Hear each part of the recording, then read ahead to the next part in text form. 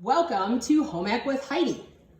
Today we're going to make some Cheddar Bay Biscuits, and these are a sort of a knockoff recipe of the Red Lobster biscuits that you get before your meal if you were to go to Red Lobster. So this is a similar recipe to that, and it's super easy. This is something that you would do, probably the first recipe that you would do in life skills class if you were actually in a school. So I have my oven preheating to 400 degrees. You can find the whole recipe at fremont.net.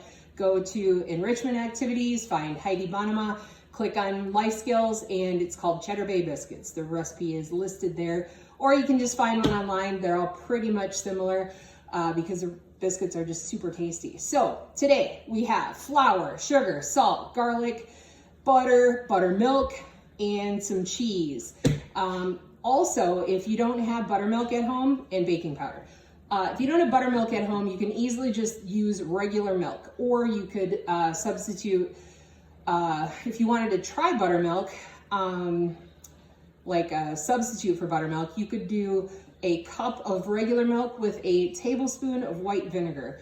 And the tablespoon of white vinegar sits for like 10 minutes or so, and it will cause your milk to get sour and maybe curdle a little bit, which is kind of what buttermilk is. So it gives you that same flavor without having to go out and find buttermilk. But if you have some buttermilk, that's a way easier way to do things, okay? So we're gonna start with our dry ingredients. And our dry ingredients include flour. All right, first we're gonna add a cup of flour, regular flour, all-purpose flour, 1 cup of that into the bowl. Then we need to add some salt. We're gonna do a teaspoon of salt. Okay, some garlic powder, 1.5 teaspoons of that. Some sugar, also 1.5 teaspoons.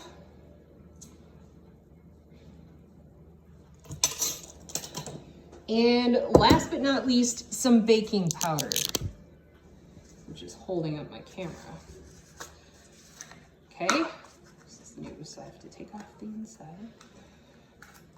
This is what's going to make these biscuits fluffy.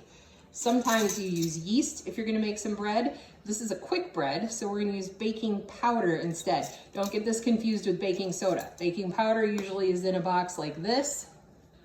Baking soda is usually in an orange box.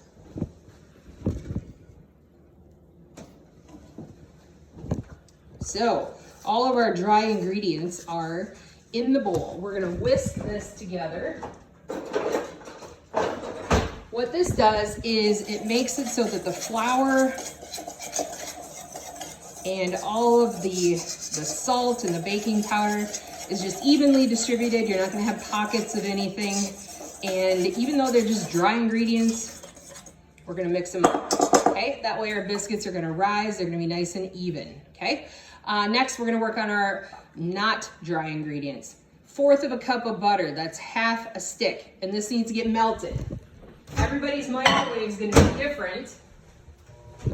I'm gonna throw mine in for a minute, kind of listen to it, see if it's popping or anything. Okay, to that 1/4 cup, we're going to add a 1/2 cup of buttermilk to our mixture. Right there in with the dry ingredients, okay? My butter is sizzling. It's not quite done. Now, I'm going to be done with this. We're making a dough. This is not the right tool for the dough. It's just gonna stick in your wire and it won't be the right thing to use. So I can go over here in the sink and we'll grab our melted butter, toss that in. I'm switching to a rubber spatula. All right, and we're just going to kind of get this a little bit mixed in. This recipe makes 5 biscuits. If you have a big family, you're gonna need to double it. And you might wanna double it anyway because they're very tasty and everybody's gonna probably want to. So, our dough, you don't wanna overmix it. Then you're gonna add your cheese. Cheddar cheese, Cheddar Bay Biscuits. See where I'm going here? Okay, 3/4 of a cup of that. And this just needs to get folded in. This is what folding looks like. You just kind of scrape down the bottom and flip it over, okay? You don't want to mash that cheese in. You don't want to use a mixer.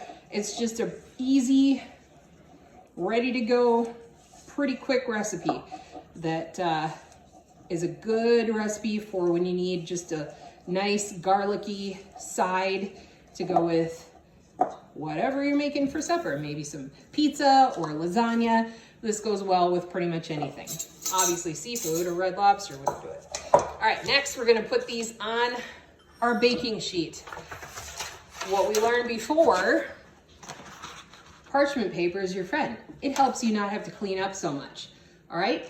This is the size of the baking sheet.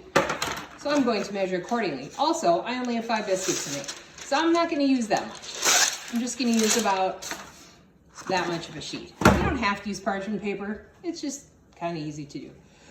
Okay, I like to make these using 2 spoons, okay? This is how I do chocolate chip cookies too. So you take about this much. This is a big soup spoon that I'm using.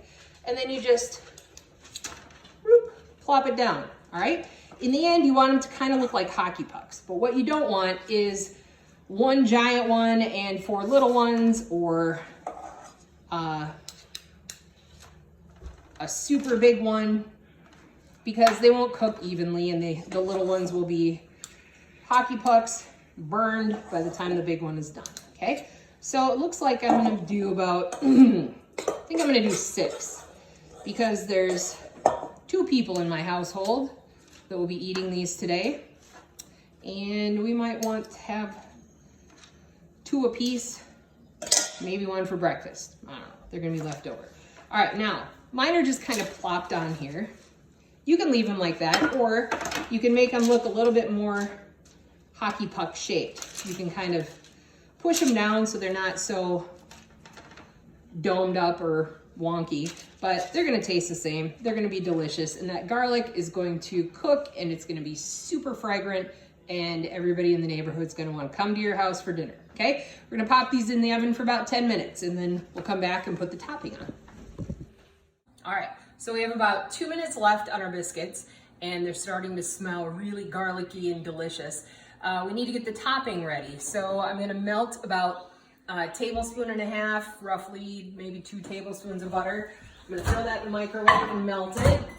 And we need to cut up some parsley. And I have here some fresh parsley, and we don't need that much of it. So we're just gonna pull off a little chunk, all right? And you just wanna use the tops. You don't wanna get too many stems in here, but you need to wash it. So when I pull off however much I need, I think it's like a tablespoon and a half maybe. So if you wanna measure, squish it down in there. That's about a tablespoon, maybe a smidge more.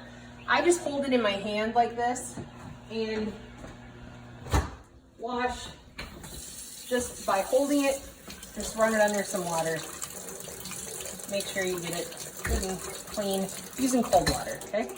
You can kind of wring it out and get it a little drip dried there, okay? So when you cut herbs, you don't want to bruise them. It's called bruising. So you only want to go over them 1 time with your knife. And we're going to use the part of our knife that's back here. This is the sweet spot of the knife, sort of like when you're playing baseball and you hit the ball really far because you've hit it right in the sweet spot of the bat. This is the best part of the knife to use for chopping. And if you notice, it's kind of curved a little bit like a rocking chair. Your grip is important too. Some people will want to do this. This is fine if you're a surgeon and you're having to cut really precisely, or if you're cutting something that's really fussy, you can do this with your finger. Typically, you want to keep all your fingers wrapped underneath the knife so that you don't accidentally slip and fall and cut them. You also want to make sure your knife is really sharp. If your knife is sharp, your odds of you having some sort of knife incident are way less, okay? So I pinch it right here, at the end with my 2 fingers and then wrap my other fingers underneath it, okay? We're gonna use the back half of the knife. So what you wanna do here with this hand, you wanna protect your little manicure, tuck your fingernails underneath, and you're going to chop down and then away, down and away. And with this rocking motion, just kind of work through the parsley, and you wanna cut it up fine as you can. And parsley just adds a little bit of freshness to this recipe, okay? Now, I didn't cut it as fine as I probably would have liked to, so I'm sort of turning the whole thing, and I'm gonna go back over it one more time.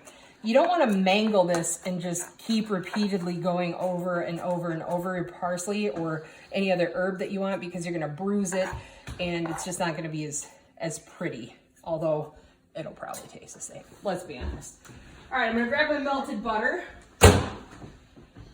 and I'm gonna add to this half a teaspoon of garlic powder, okay? And I used salted butter for this. Unsalted butter just doesn't taste as good. It's the topping, you want that little bit of salt with the garlic, okay? Then I'm gonna toss my parsley in, and that is going to be my topping. I'm gonna give it a stir with the brush that I'm gonna use to put on the topping with, okay? So we have this beautiful, fragrant mixture that's just gonna top off our garlic Cheddar Bay biscuits in a very nice way. All right, so let's pull these out of the oven and see if they're done. They're close. I like them to be a little bit browner on top. I'm gonna give them a few more minutes.